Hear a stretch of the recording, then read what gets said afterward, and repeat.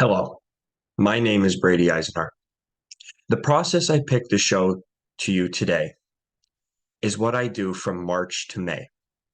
I'll be showing you the process of hurdling. I picked this process because I have been a hurdler for the past 4 years, and I wanted to show the various techniques and types of events.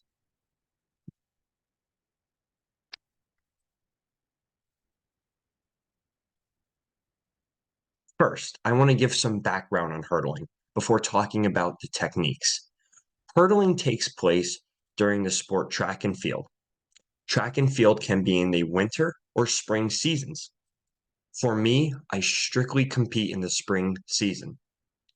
At the high school level, there are only two types of hurdling events, including the 110-meter high hurdles and the 300-meter hurdles. There is one exception called the steeplechase, but that is not a registered high school event.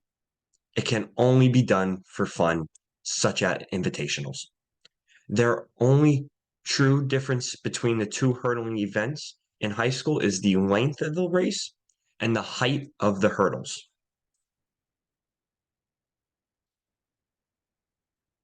The 110-meter hurdles are, I want to talk about the specifics now.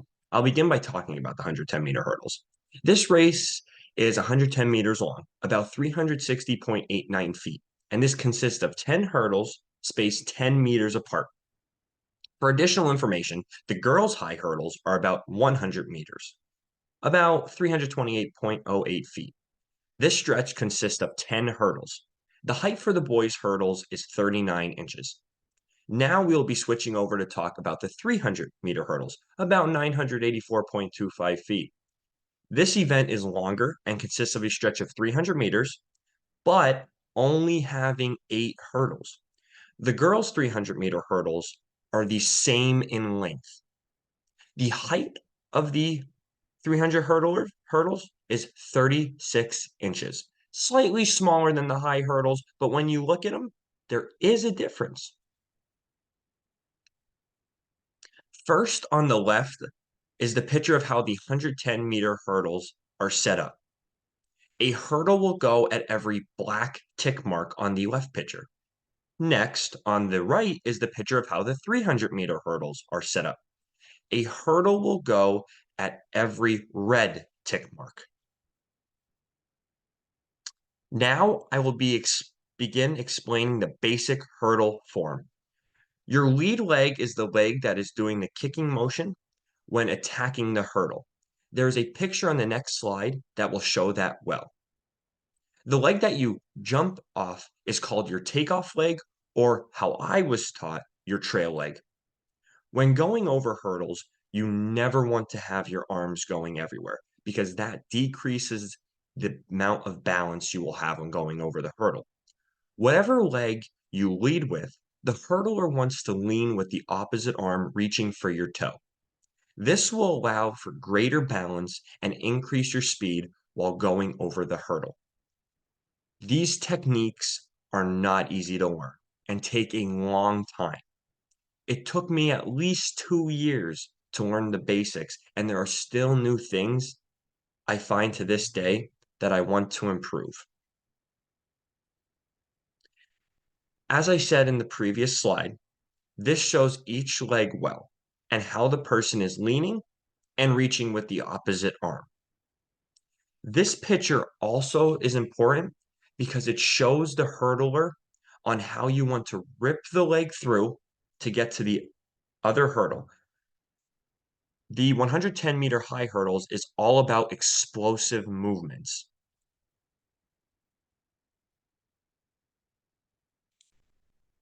Next, I'll be explaining some hurdling tips for the 110-meter high hurdles. I'll begin by showing you the 110-meter tips.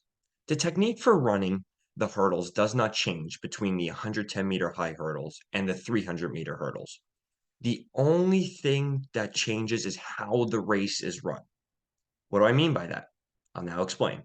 I listed some crucial factors that I believe have helped me the most in my career. First, getting out of the blocks fast is especially important because you want to get to the first hurdle fast and effectively. For anyone who does not know, blocks are what a runner starts out of, typically during a sprinting race. Next, there must be 8 steps to get to the first hurdle. This is important because if it is not 8, the runner's steps would be off. And believe me, that is a terrible feeling. And finally, the hardest tip, mastering the 3-step method. This method takes a long time to master, but makes a times a lot faster. So what is the 3-step method? The process of 3 steps is when a hurdler takes only 3 steps in between each hurdle after clearing the first hurdle. This seems outrageous, but when a person is not that crazy to imagine. 3 stepping only apply for the 110-meter high hurdles.